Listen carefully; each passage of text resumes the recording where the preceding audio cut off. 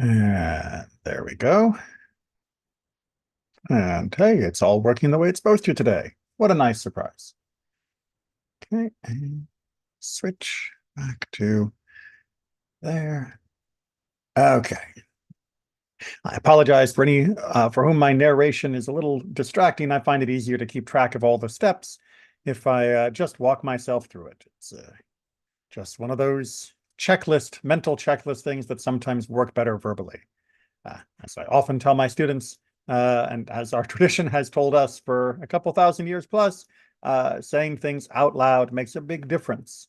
While it's wonderful to have that internal monologue or thoughts that are verbal in mind, there is something especially powerful about letting it pass our lips, which of course is why we want to get together and study out loud. Why I don't simply just print out what I'm going to do and hand it out as flyers. It's to make sure that we actually have that physical action of study. And I appreciate those of you that make time to do so, especially when you can do it together with us. I know some of you are on YouTube, which means you can't do it interactively quite as easily. Although remember, there is that chat option to fire off questions or comments. But engaging in a live study, even if it's not quite as live as I could otherwise be, is still a very powerful way of enhancing what we get from our studies. And with that little commercial right up at the beginning, let's go ahead and get down to work, because we are in Parashat Yitro. And this is most famous, of course, for the discussion of the Ten Commandments. But prior to that, we have a number of very important topics. We have the story of Yitro himself, for whom the entire parasha is named, the father-in-law of Moses, who is reunited along with Zipporah here with Moses, and all of that discussion of the judicial process. But we also get in chapter 19 the prologue, the build-up towards the Decalogue, the Aseret HaDibrot, the Ten Commandments.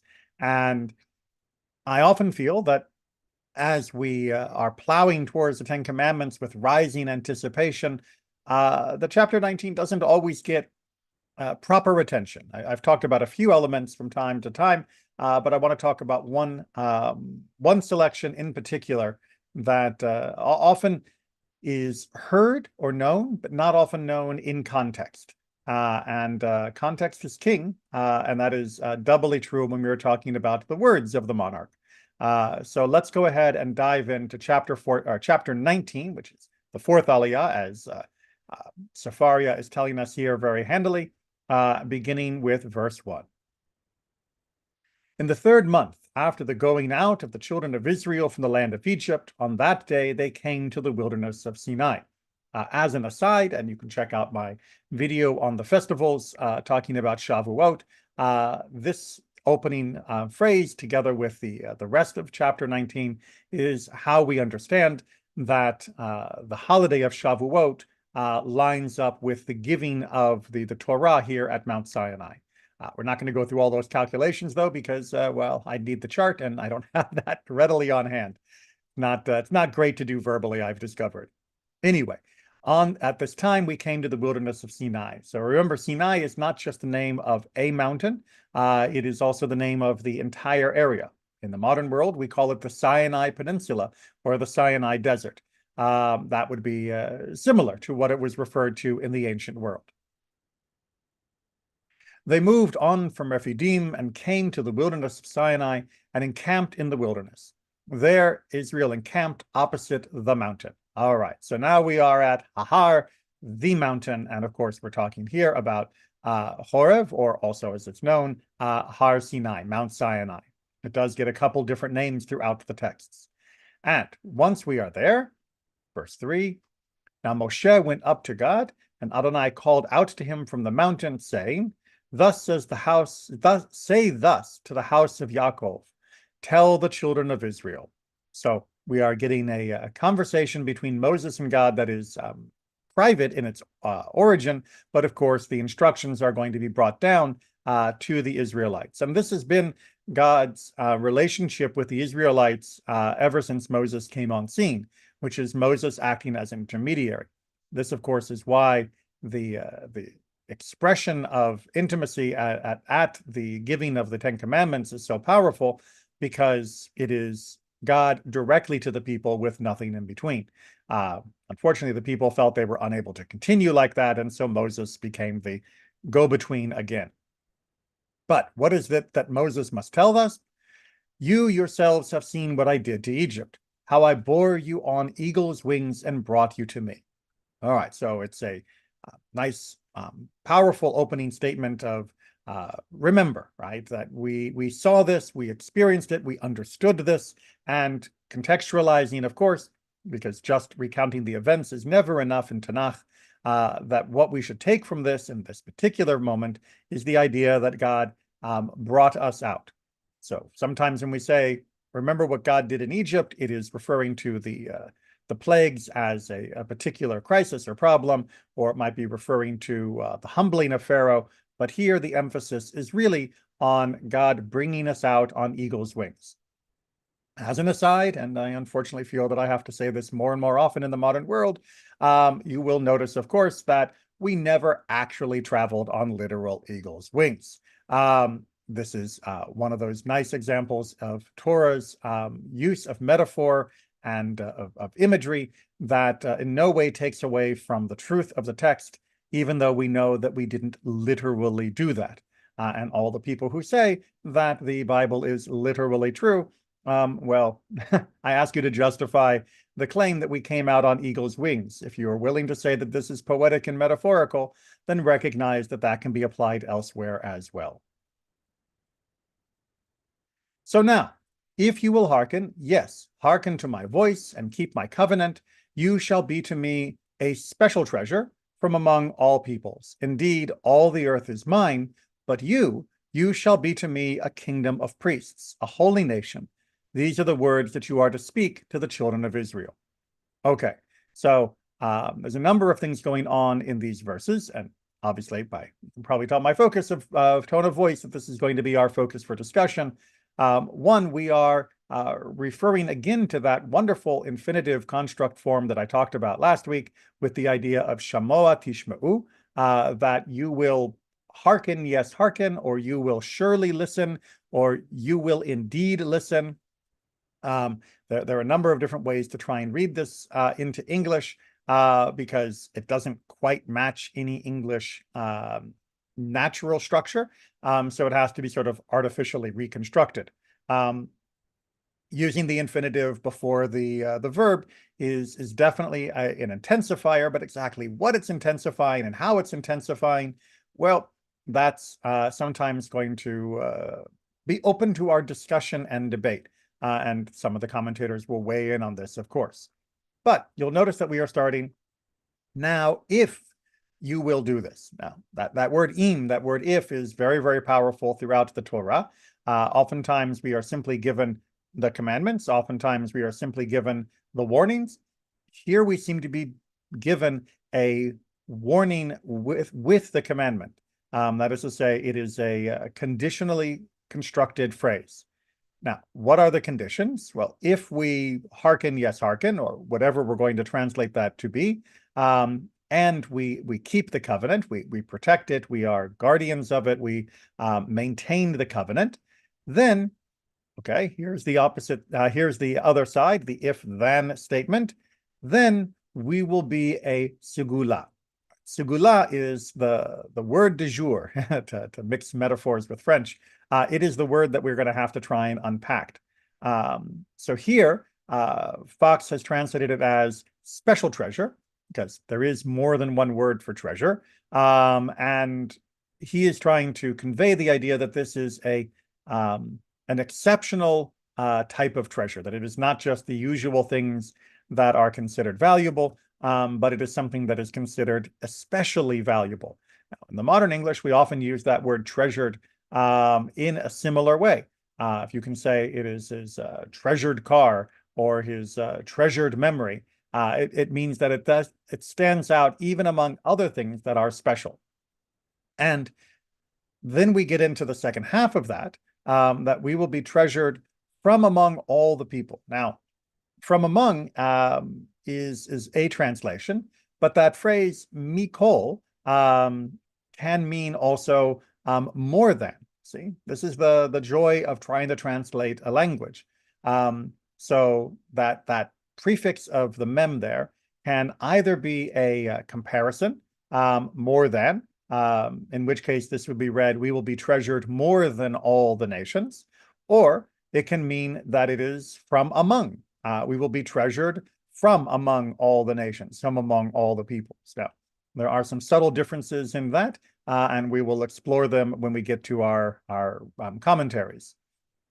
But then we finish off with this interesting phrase, one that in fact feels like it shouldn't end, or maybe could end the sentence, because to me is all the world.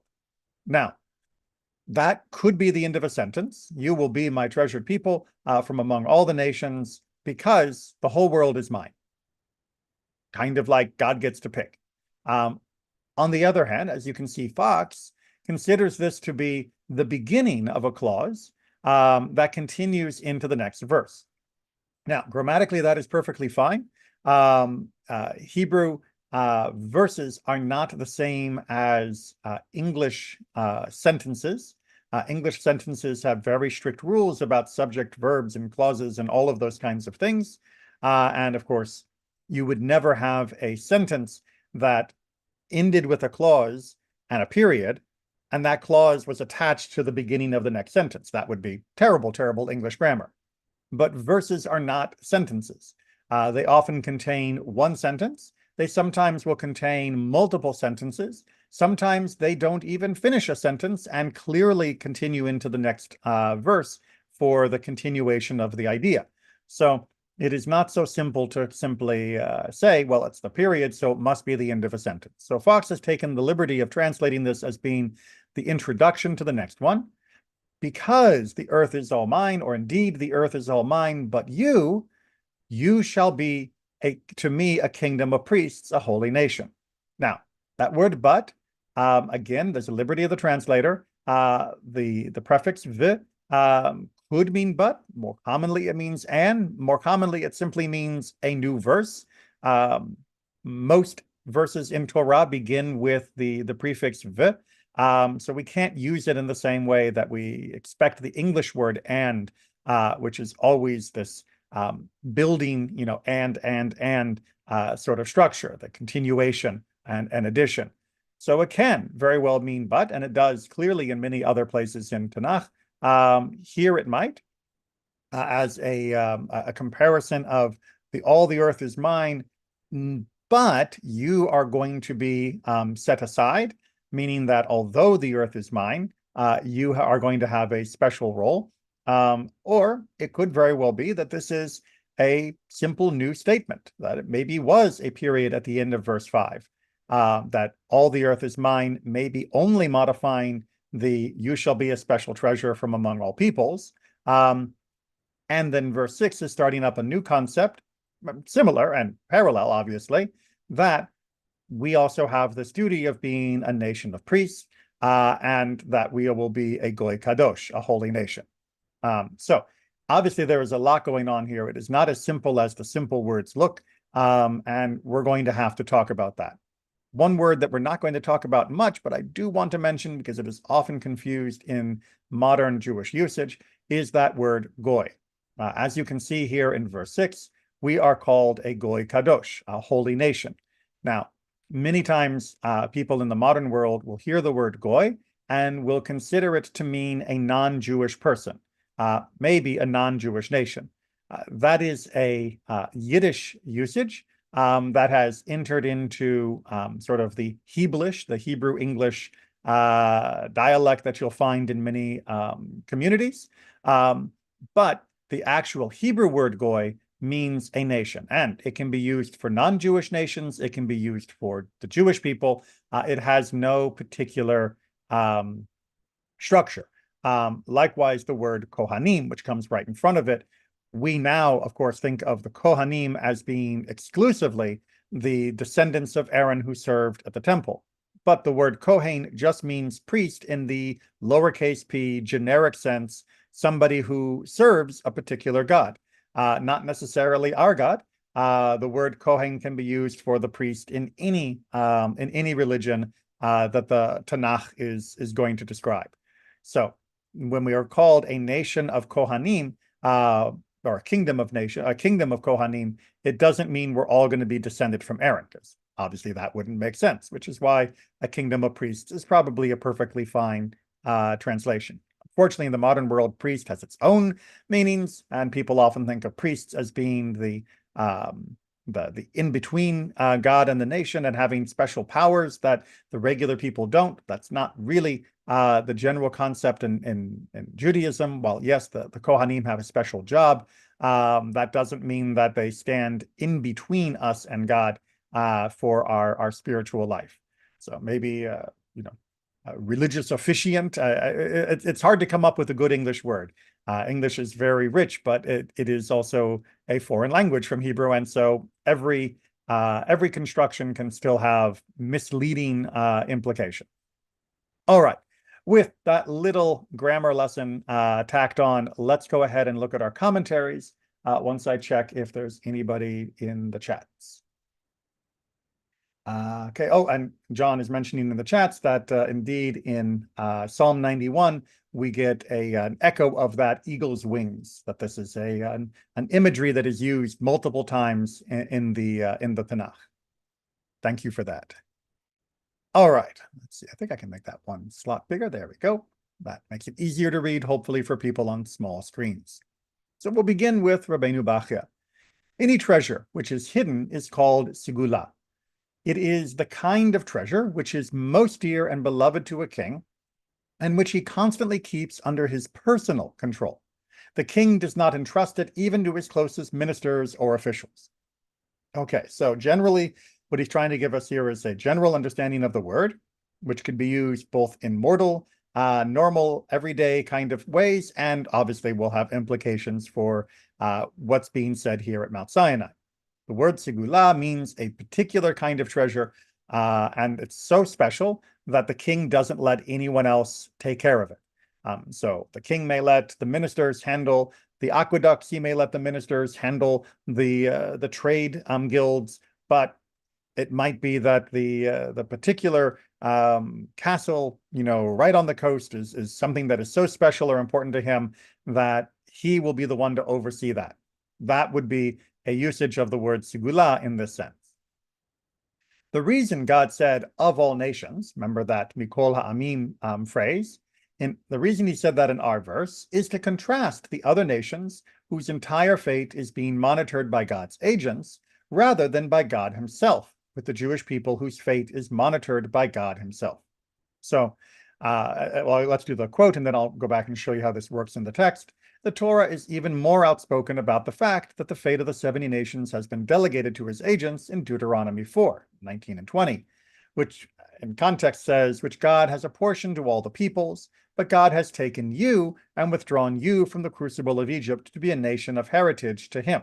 So we go back to our phrase here. He is reading this phrase from among all the peoples as saying, look, all the peoples are clearly connected to me because I am the ruler of the entire world, but you are going to be a sigula to me, meaning you are going to be under my direct and immediate constant supervision, as opposed to the rest of the nations who will be under my delegated supervision.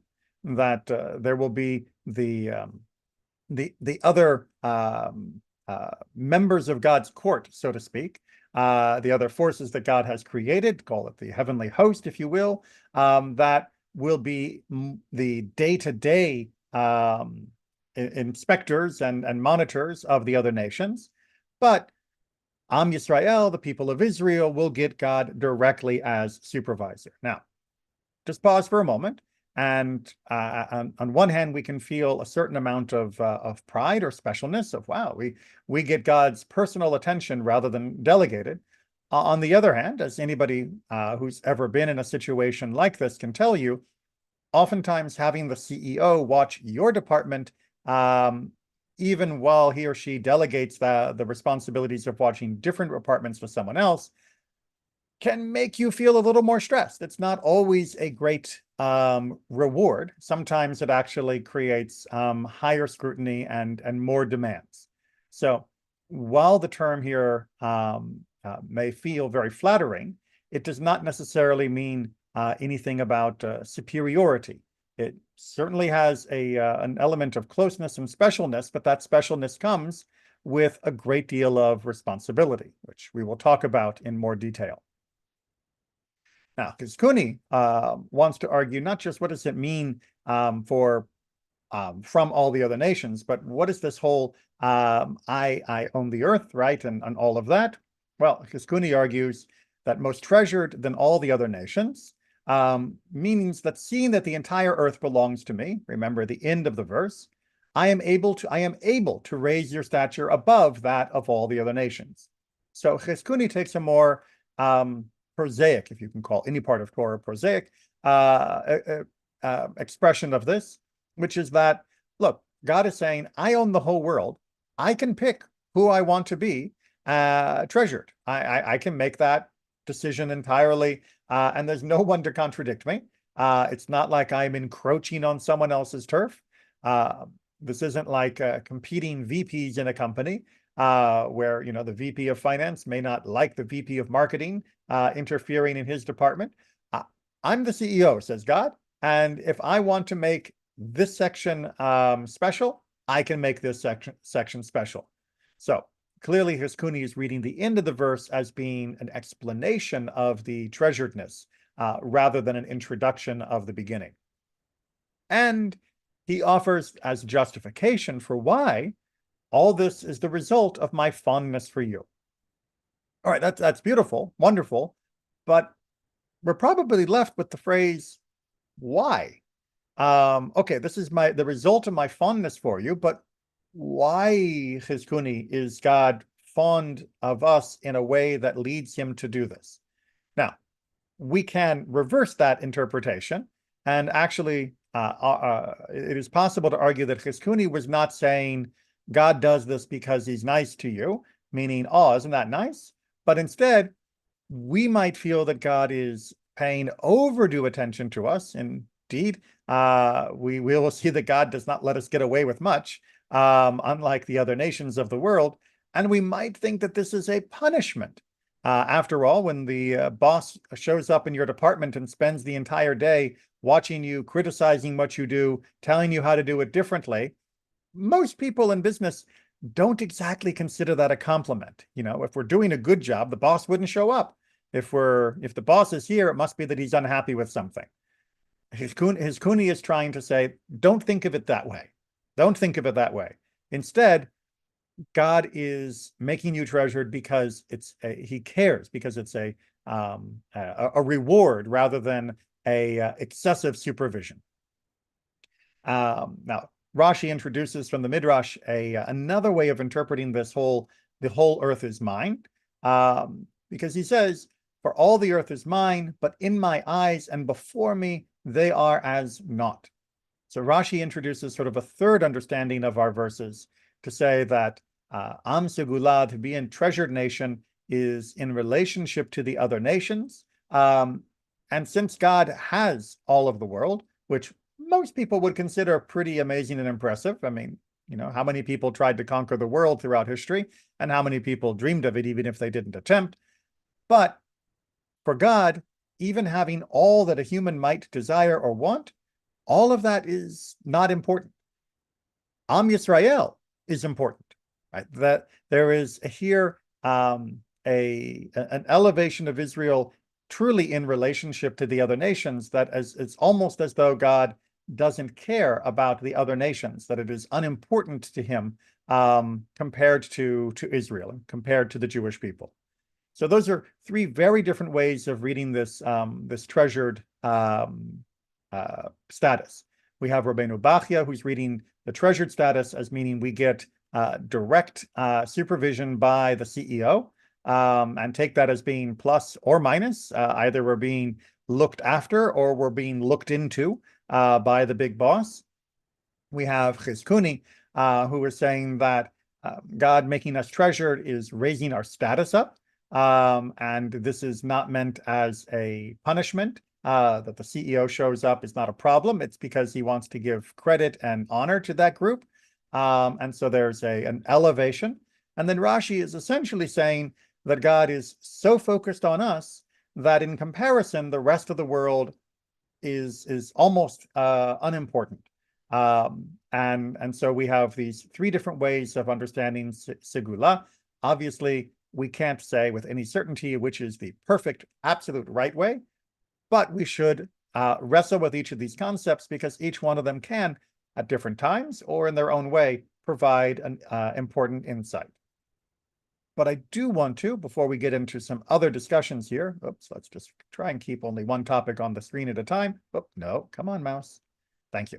I want to deal with this other concept of the other nations are as not, and the idea of what does it mean to be this segula and have God's eyes upon us in this more intense way. And we're going to look at Or HaChaim to try and well, maybe explain this a little bit. And now, ve'ata. Okay, so let's go back over here. Ve'ata, verse 5. I didn't draw our attention to it at the time, but it seems a little superfluous. That's unnecessary, right? If you read the whole sentence again, right, from verse 4 on, right, you yourselves have seen what I did to Egypt, how I bore you on eagle's wings and brought you to me. If you will hearken, yes, hearken to my voice, right? The verses read fine. The story reads fine. The message reads fine. What is this ve'ata trying to teach us? And now, what now? Right? What timing has now occurred? Is it because it's lunchtime? Is it because it's this particular day? Is it because we've reached a certain location? What are we talking about here? So obviously, Or HaChaim wants to weigh in on this, as do other commentators, but we'll just contend with his.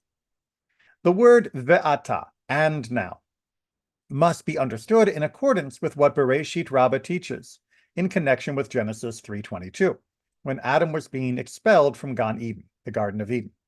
The Midrash says there that this word, ve'ata, always introduces the element of repentance. So that when Adam is repenting for the failure at the tree, we use this phrase ve'ata as the continuation of his journey. And because of that midrash, Or HaChaim says there must be an element of repentance happening here too. That if this word introduces a repentant state, then we need to dig for that here. So what are we finding? Inasmuch as the Israelites were still tainted by the many sins they had committed in the past, as well as sins they had committed quite recently, such as when they rebelled against God's command in connection with the manna and Shabbat, God warned them that in order to qualify for the gift of Torah, they had to undergo spiritual cleansing, a process of repentance. All right, so we go back to our verse again. We are meant to understand, says Hiskuni, Or HaChaim, my apologies to our esteemed commentator, that verses 4, 5, and 6 are not just saying, hey guys, I'm going to give you Torah and it's going to be great. You're going to be a nation of priests. Woohoo. It is also saying, one of the reasons I'm giving you Torah is because you have now reflected and you are doing teshuvah. You have moved from where you were when you failed with the manna, when you failed about the water, when you failed to go into the sea, when you failed to trust Moses. All of the various sins that the nation have been committing up to this point, since we first saw them now as slaves in Egypt, that they have done teshuvah. That this is not the same group of people that we met just a few chapters ago who were grumbling. Now, obviously, the people will commit new crimes and new sins of grumbling, especially. But ve'ata, and now at this moment, at least at this point, they had done teshuvah. They had repented, and it's because of that that they create an opening for the giving of Torah.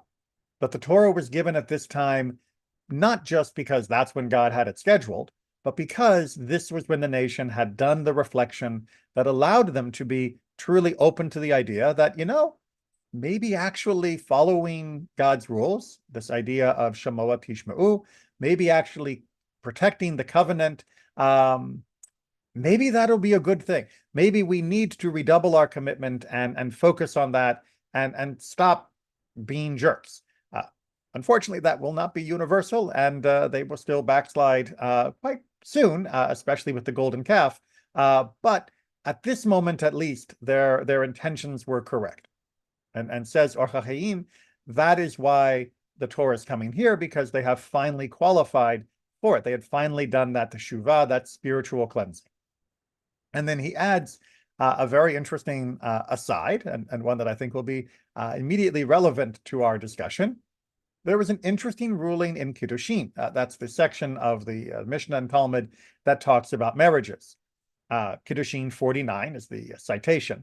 That when a man betroths a woman on the condition that he is righteous, and it is found that he has been guilty of a number of sins, let's make sure we understand the terminology here. So in Judaism, the betrothal is the superpowered engagement, but it means that's the beginning of the marriage process. Nowadays, we do it as well as the continuation under the chuppah at the same time, on the same day. But in the old world, they used to be often separated with time. But imagine you're getting married, and the woman says, "I'll marry you if you are a righteous man." And the man says, "Well, of course I'm righteous. I've never, how could you think I wouldn't be righteous?" Okay, so she is, in her mind, accepting him because of his goodness.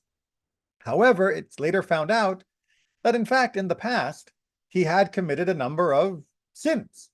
All right, so does that mean that she got married by mistake, through deception? And that's a very important concept in Jewish marriage law, that if a person gets married by mistake, that it can invalidate the wedding under certain conditions.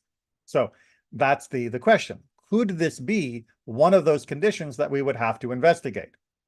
Well, it does not invalidate the betrothal, as it is presumed that he had confessed and repented his sins prior to the betrothal. His repentance entitled him to describe himself as righteous. Okay, so in Judaism, you don't have to have never. It is not necessary that you have never committed a sin in order to qualify as being a righteous, good person. What matters is that at this moment, the sins you have committed, you have confessed and repented to, and are working to make amends. That is the qualification for being considered a tzaddik. It doesn't mean that you are perfect or saintly or have never stumbled in any way whatsoever. That is not the Jewish concept of a saint or a righteous person. It means that at this moment, you are doing what is right. In the past, you might have made mistakes, but if you have done teshuvah, which remember means more than just saying I'm sorry, it means trying to actually remedy them and truly admitting and taking ownership of the error that led to it. If you have done that, then you are absolutely legitimately able to call yourself righteous, even if those sins in the past were very severe, as long as you have taken care of them correctly. Now, that is a very powerful statement for the people of Israel here, who I'm sure were not feeling worthy of what God was about to give them with Torah, thinking, man, just a few days ago we were griping about the water, and now here God's going to give us the blueprints of the universe. I mean, come on, we do not deserve this. Well, you may not think you deserve it, but if you have truly repented from what you did before, then at this moment you are righteous, and absolutely you do deserve it. Likewise, for those of us who have come later, we may feel that with this notion of being an Am Segulav, having the pressure of being a Goy Kadosh, a holy nation, and being a nation of priests, that we're failing constantly, that we're never good enough, because look at all of the sins that we've committed. Well, but have you remedied them? Have you done teshuvah? Have you wrestled to remove them? If the answer is yes, then you're okay. Right? The stumbling of the Israelites gives us a reminder that the stumbling of us today is also acceptable, kind of. And so that's where we're going to make a little bit of a topic shift. We're going to be reading from some Musar. This is Musar is generally an ethical guidance sort of text. And this is a more modern one, so hopefully it'll be a little bit easier to read. Of course, being more modern, it uses a lot more words than the ancients. So there is a tension where we are thinking about ourselves as being great and being treasured, and being worthless and useless. And let's see how we can both recognize that tension as well as find a healthy way to release it. There are some people, both great and small, meaning whether you're at the top of the social hierarchy or just a modest person, not modest in character, but modest in your standing in the community. There are some people who are not aware of their own shortcomings. And even when they see in Musar books, such a trait is bad, it nevertheless does not cross their mind that they have such a trait and that they need to fix it. This is the classic conundrum that whenever I'm giving a sermon, people can think that I'm talking to the person next to them rather than to them. Ah, yes, you're right. That guy next to me. I know he can be really quick to be judging other people, failing to recognize that they are also doing that very thing at that moment. So this is a very common trait that even if we are reading through an ethical treatise and we are studying the right ways to live, very often we can imagine that all of those flaws only exist in others. Neither do they feel pain or concern about it. This is not a good sign for this person, for this is the way of sick people. He means physically sick, to not feel their sickness getting worse or even know that they are sick. So if you are sick and you are not noticing the symptoms or ignoring the symptoms, things are going to get much worse, and much worse without remedy, because you don't even think you need to seek a remedy. You have to recognize the illness before you're willing to look for a doctor. However, there are also adults and youths with the following trait. His heart inside begins to feel that he has a certain shortcoming. Well, that can be good. And he then begins to worry and be in pain and thinking, I can't believe I'm such a judgmental person. I'm insulting people. They're thinking about the problem. But his mind quickly rationalizes it, saying, well, is it not the case that the shortcoming I have is not as bad as what the book is criticizing? And the small amount that I have is almost impossible to remove, since there is no righteous man in the world who never sins. So we begin to justify to ourselves, even if we become alert to our shortcomings, that our shortcomings are not really all that bad. That my gossip is just the small small potatoes kind of stuff. I'm not tearing down someone's life with my gossip. I'm just sharing some of the interesting things about my neighbors. It's not the same thing. And besides, can anybody ever not do that? I mean, it might not be good, but I mean, come on, at a certain point, trying to get rid of all of it is just impossible. So I'm not going to worry about it.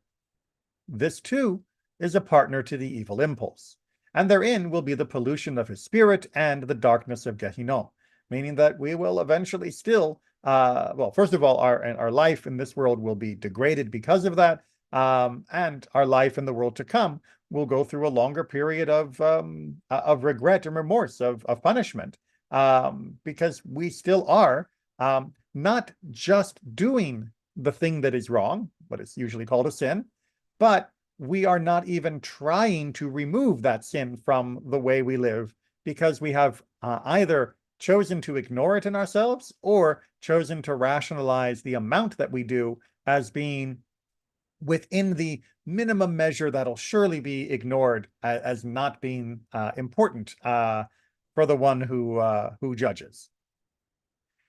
The root of both of these is that they do not seek greatness for themselves. Right? So what is Chovat HaTalmidim trying to say here? It's that the reason both people, the ones that never notice the problem in themselves and the ones that notice the problem but dismiss it as being insignificant, the thing they have in common is they don't think of themselves as being great. They imagine that only tzaddikim, the true righteous and the greats, must work to better themselves. But it is sufficient for all other Jews to just be anything that they are. That if I thought I was a great righteous person, if I thought I was one of the heads of the community, then of course I would be constantly striving to be better because that's my responsibility and that's my nature. That's what it is to be a tzaddik, is to be in that status. And it's almost as though a person were born into that condition, that some people are destined to be the great capital T tzaddikim, the great capital R righteous people. And the rest of us, well, we just, we do our best, and our best is good enough. And besides, doing more than our best isn't going to change what we really are. So I'm not really that bad, and I'm not ever going to be that good. So I'm doing okay. That is deciding that you are not capable of greatness. And remember, in Judaism, greatness means being a great person at being good, at actually doing what is right. But as he argues, even if he just wants to be a simple Jew, he's not trying to become the head of a community or a leader or anything like that, a great scholar. He's happy. He's doing his job, his normal life. He's taking care of his family. No problem, right? That's all he really wants out of life. That's okay, right? You don't have to aspire to be, the kind of leader of a community that people will write books about. But even if that's all he wants, why is he forgetting what a simple Jew is and the condition that God made with each Jew, the bargain, from the wood chopper to the water drawer, when he first came to make them into Jewish people and to give them the Torah? That's our chapter. Now then, if you will obey me faithfully, that's his translation of that infinitive construct, and keep my covenant, you shall be my treasured possession among all the peoples, and you shall be to me a kingdom of priests and a holy nation. This is the Jew, a kingdom of priests and a holy nation. So in order to truly live up to that meeting that God gave us here in chapter 19, we have to recognize that the condition, the if statement that was being trotted out was not being extended only to a portion of the community. It wasn't being given only to those who were destined to spiritual and personal greatness. That was being given to all. That was the entire novelty of the giving of Torah. But it was not going to be restricted only to the high muckety mucks and the high priests only in the temples, like so many other religions. It was not saying you're a spiritual peasant, and so don't worry about it. Only the greats have to worry about it.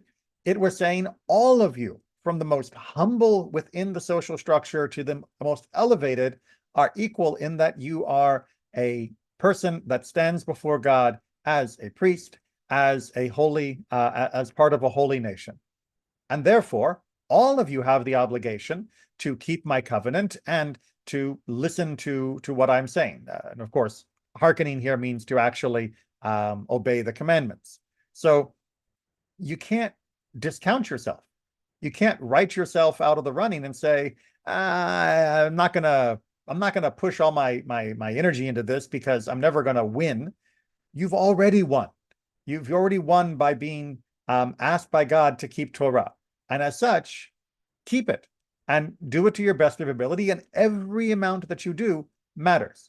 And you can't slack off and say, someone else can be more righteous than me. I'm good enough. You can't say, someone else, this is what they're talking about, but these sins don't apply to me. All of us have to be self-reflective about all of this in order to make sure that each of us is doing what we should as part of this wonderful relationship that we have with God. Okay, give a little pause there before we get into our last two texts. Let me just double check YouTube. Oh, there we go.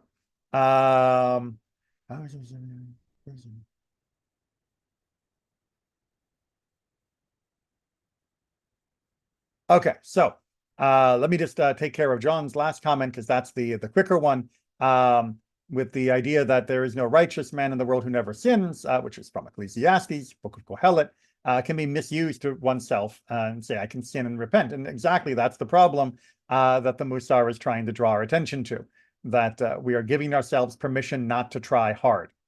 Now, we also have another question of how are we supposed to sit with the idea that God so distinctly prefers us to other peoples, even with that meaning more responsibility. It's something I don't know how to explain when the topic comes up with non-Jews.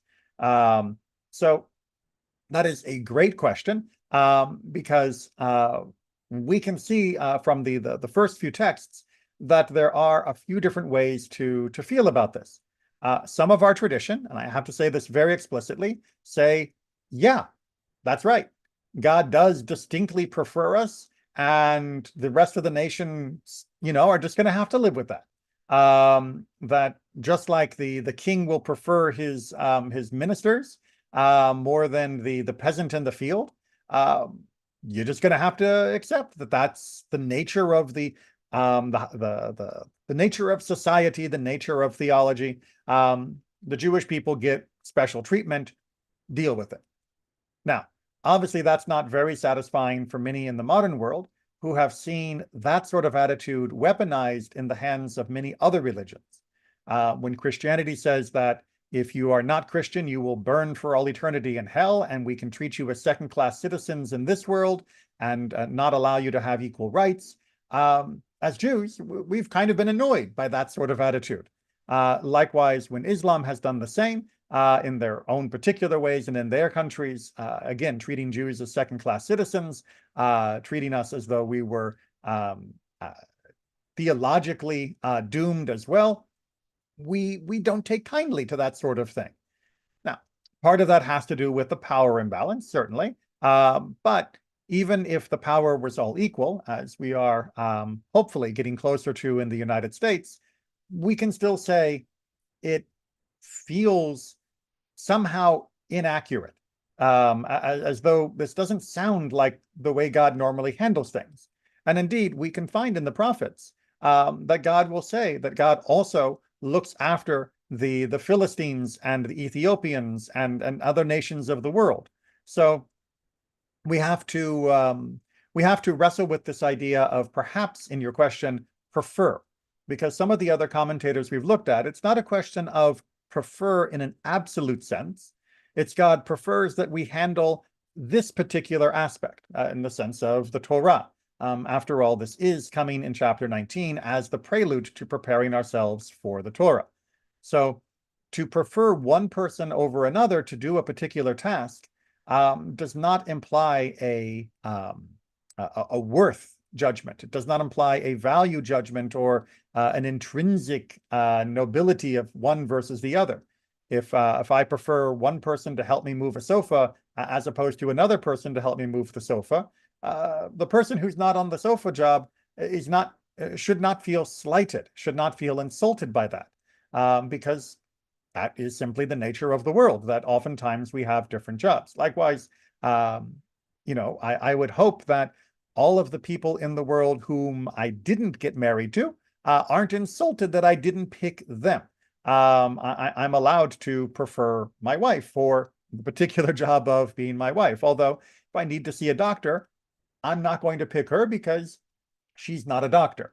So that doesn't insult her. We are allowed to make to have preferences in a way that doesn't insult or degrade those that we are not preferring at that moment. And in general, that is our understanding. But we should also realize that we need not be entirely self-conscious, because to celebrate the job that we have can give us the requisite pride to actually pursue it with the proper strength. If we are embarrassed that we have a particular job, we might not do it. If we feel that having this particular job is, well, anybody could have done it and therefore it's less important, we might not pursue it as passionately. Everyone around the world hopefully finds something in their life that they feel a particular calling for, a particular drive to engage in. And we feel that drive when it comes to Torah. And indeed, Torah was not given to other nations. That doesn't mean they don't have their own relationship with God, but in this, we are unique. In this particular document, we are the only people who are truly trying to carry it forward without any additions, sequels, or updates, as others have claimed.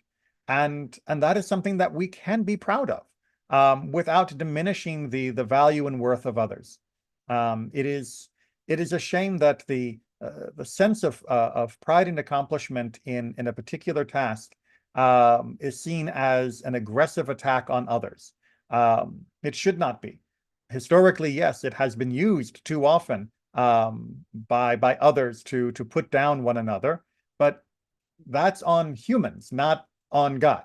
For God to say, I've asked you to do this job, is no more insulting to us, or no more insulting to the rest of the world than when God asked Moses to be the one to come up the mountain, or asked Aaron to be the high priest. We have to accept that at different times, different individuals and different nations have different tasks, and that is not meant to be a better than statement in all things and all ways. That it just is the way that the particular relationship works. Now, I know that doesn't feel entirely satisfying in the modern world, because especially in many communities where people have often suffered discrimination, this often comes up. But as one last element to this, I would certainly suggest that if somebody is giving a Jewish person a hard time for using the phrase segula, a treasured people, that I would suggest asking them, does that mean all other religions which believe that they are exclusively the one way to go to God are somehow less considering of themselves as being treasured? Islam and Christianity in particular, but other religions as well, even if it's often not as obvious, they often consider themselves quite openly as being the only way to God, which in my mind is much more chauvinistic than our discussion of simply, we were asked to carry Torah, and you were asked to do something else, and that's fine, because we need more than one job to get done in this world. But unfortunately, the anger at our phrase of treasured often is a red herring. Occasionally, yes, it's a legitimate theological, social discussion, but very often it is simply trotted out as one of the great sins of the Jewish people. And honestly, it's the kind of sin that every other major religion commits in greater excess. After all, Judaism says that the righteous of all nations are beloved to God. And it's hard to find many other formal theologies that make the same claim. But we do need to wrap up, so let me get back to our text at hand. We're just going to finish off with a little bit of reminder of that means we've got work to do. So drawing from Rambam's brilliant 8 chapters, in reality, the undoubted truth of the matter is that man has full sway over all his actions. If he wishes to do a thing, he does it. If he does not wish to do it, he need not, without any external compulsion controlling him. Despite the language that people sometimes use of, oh, the devil made me do it, or, oh, I was tempted, blah, blah, blah. At the end of the day, Judaism views each of us as being under control of ourselves. Therefore, God very properly commanded man, saying, Deuteronomy 30:15-19, see, I have set before you this day life and good, death and evil, therefore choose life, giving us, as regards these, freedom of choice. We get to choose whether we are good or not. Consequently, punishment is inflicted upon those who disobey, and reward granted to the obedient, as it says in Exodus 19:5, our section, if you will hearken, and also in Leviticus 26:14, if you will not hearken, meaning God said if. Well, if means we have a choice. If we have a choice, then that means doing wrong was our choice, and it means doing right was our choice. Without that, any form of punishment or reward would not be just. You don't reward somebody for doing something that they had no choice about, and you don't punish someone for doing something about which they had no choice. Learning and teaching are also necessary according to the commands from Deuteronomy. You shall teach them to your children, and you shall do them and observe them, and similarly all the other passages referring to the study of the commandments. Because after all, if you are going to be held responsible for doing the commandments, then you better know them. And that means we got to study and got to learn them. And then to finally finish off from the Mechilta, and now, if you will hearken to my voice, take it upon yourselves now, meaning ve'ata, now, if you will listen. Please listen now. All beginnings are being difficult, meaning that God knows it's hard. So at this moment, make a commitment to listen. Make a commitment to actually obey. If you hearken, you shall hearken. So very cleverly, the Mechilta is saying, you know that infinitive construct, shamoa tishma'u, well, actually read them as two separate. Listen, and then you will listen, meaning if you do, then you will do. From here it was derived or interpreted, if a man hearkened to one mitzvah, did one commandment, he is caused to hearken to many mitzvot. Then he will end up doing others. And if he forgot or chose not to do a commandment, he is caused to forget many mitzvot. That it often feels like that is too much to ask, that there's too much to do, that it's impossible to really be a good person. But in addition to the reminder that we got from the Musar that we can always repent and make changes and start again, and that we should never think of ourselves as too insignificant, we should also recognize that even with the enormity of all of Torah before us, it really begins now, this moment. What are you going to choose to do? Do the next mitzvah you have the opportunity to do, and that will lead to more mitzvot.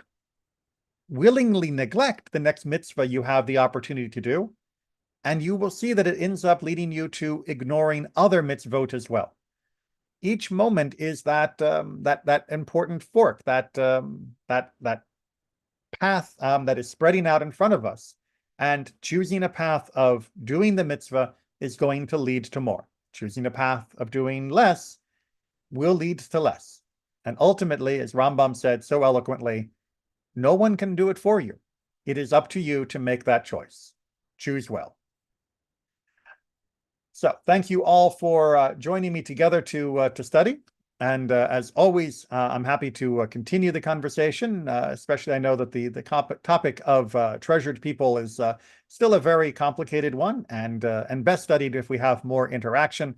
So if anybody would like to continue that conversation, just let me know, or about any of the other topics that we have been studying.